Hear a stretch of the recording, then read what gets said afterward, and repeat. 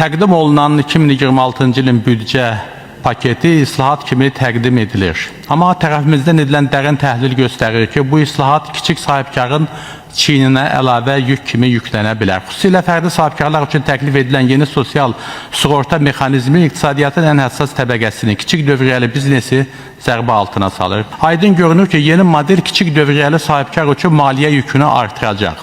Qeyri-formal sektora keçid riskini yüksəldəcək, hətta fəaliyyətin dayanması ehtimalını da artırır.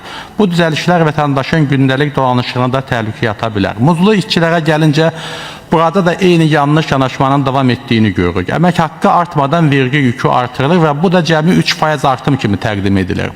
Halbuki mövcud 30%lik yüklənmə 37%-ə qalxır və bu rəsmi şəkildə insanların gəlirindən daha çox vergi tutulması deməkdir. Bu addım əmək müqavilələrinin ləğvini və kölgə iqtisadiyyatına axını daha da sürətləndirə bilər. Əslində əmək haqqı artmadan vergi artımı sosial siyasət yox, sosial təzyiqdir.